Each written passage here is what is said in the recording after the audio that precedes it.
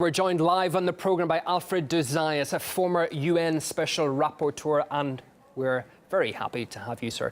How would you assess, just firstly, the UN Security Council meeting on Venezuela and US Secretary of State Pompeo's calls for countries to, quote, pick a side and reject what he called Venezuela's illegitimate mafia state? Well, the whole narrative is surrealistic.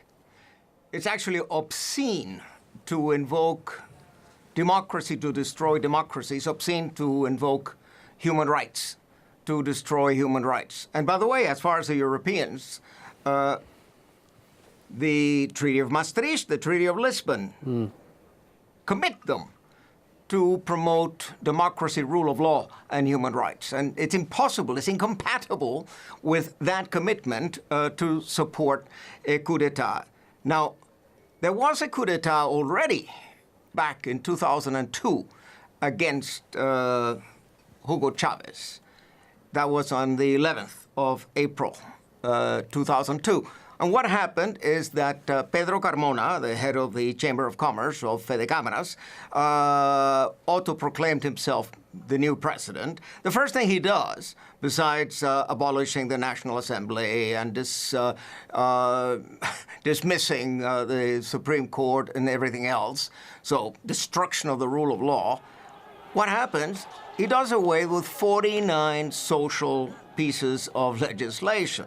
So, of course, Maduro is aware that if he is toppled, that the new neoliberal government is going to destroy the social acquis of Venezuela. And now, people seem to focus only on the so-called humanitarian crisis. Now, what we have is a serious economic crisis. But which are the causes?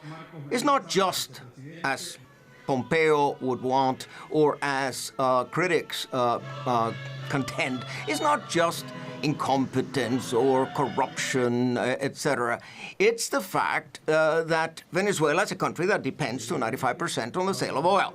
If your income drops to 50% of what you had before, you got a problem. And then that usually you can solve. You can solve it, by issuing bonds. You can solve it by taking sovereign debt.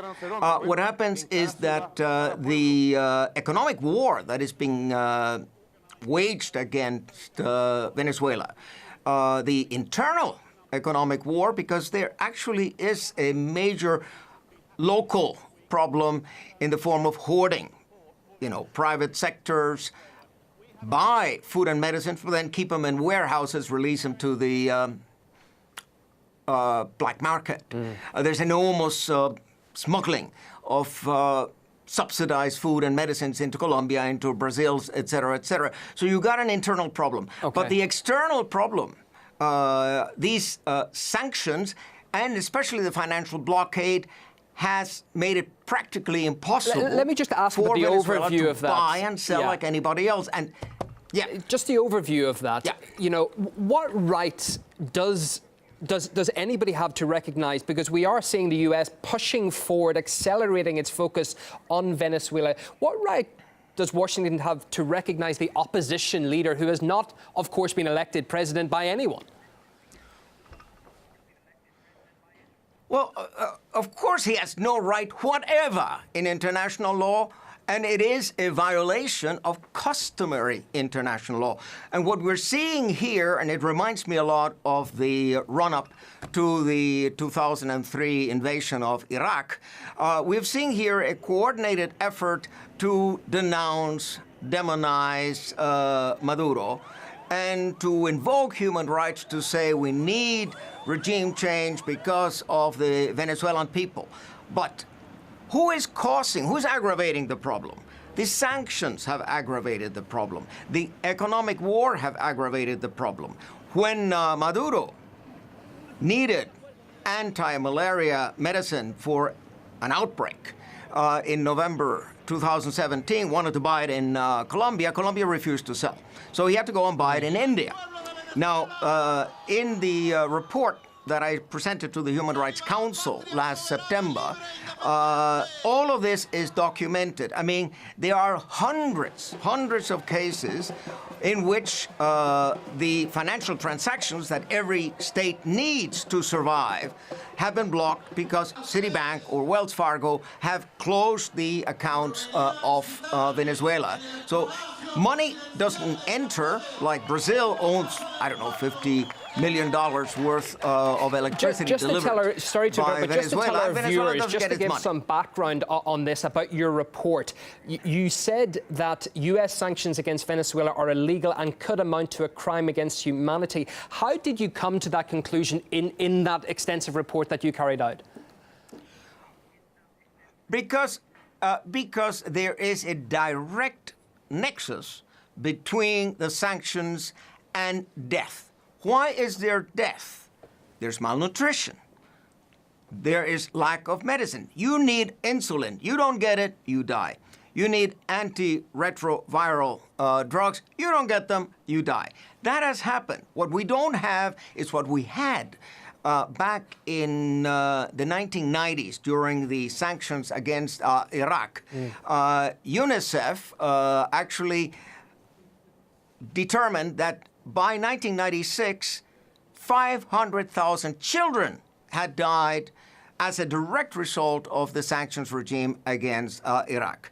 Now, there are estimates, of course, that hundreds of people in Venezuela have died as a result of the sanctions regime. Because if there is a delay in the distribution of medicine, say the government has actually succeeded in buying from Novartis or from whoever has managed to buy the medicine necessary. But then if it doesn't get distributed, and the distribution channels are in the private sector. So you have here a problem of lack of good faith. And I am calling for mediation. I am calling for dialogue. Back 2016, 2017, 18, the former Spanish Prime Minister, José Luis Rodríguez Zapatero, had that kind of a mediation, and they had a compromise. They had a text on the table on the day of signature. Julio Borges refused to sign. Let me just ask you, because this is, we're getting a lot of questions when we're running stories like this. They're asking, what extent is the unrest a product of financial mismanagement by the Maduro government? Do you put any blame internally on the state itself? Of course there's been financial mismanagement. As I told the government myself, they have too many ideologues and not enough technocrats. But that's why I brought together FAO, UNHCR, the WHO. I had a meeting with them in Caracas, and I said, look, you know, the government, the people need your help. You are technocrats. Help them. And indeed, they are helping them.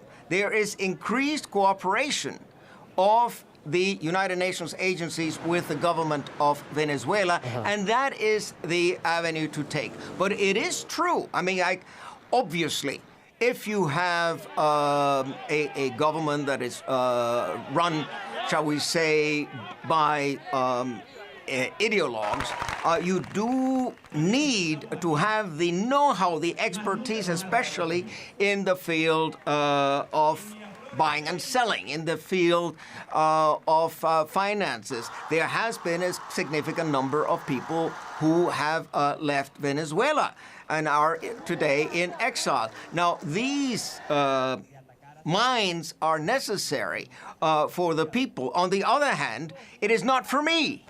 I'm an American. It's not for me to tell the Venezuelans whom they should elect. If they elected massively Chavez again and again, and they elected Maduro in 2013, 14, 2018, well, I mean, I believe in democracy. I believe in the ballot box. If you believe in democracy, you cannot boycott an election. Yeah. The name of the game is that you actually have to put your candidate and expect that the people will vote for you or against. To those, you know, not particularly au fait in this matter, the casual viewer watching from the outset, they will be asking, why is the US taking such a hostile stance towards Venezuela? What is the brief answer to that? Oh, it's obvious. Well, 2003, oil-rich country Iraq gets devastated, and it's the major oil companies that are reaping the profits. 2011, Libya, another oil-rich country, gets devastated, and the oil companies are laughing. Now, if you read things that circulate in social media, things that you see in the internet, you know that it's an enormous interest on the part of U.S. business to get in there. The first thing that they will do is to privatize the oil industry. And not only the oil industry, people forget that Venezuela is enormously rich in gold. So all of the gold mines, all of the people who want to make money in exploiting gold will go there, and they will exploit bauxite, and they will exploit coltan. They have a lot of coltan. Now, the thing is, if it was properly distributed and the Venezuelan people were to benefit from their natural resources, that'd be fine. But when all the profits flow outside of the country, when they flow to the United States or to a very small elite of super rich Venezuelans, that does not serve the Venezuelan people. And I am very much concerned that the narrative has been overwhelmed with fake news. I mean, there's been a concerted effort to misinform the people. It's very interesting to get your take on all this. Can you break it down for us, in your opinion?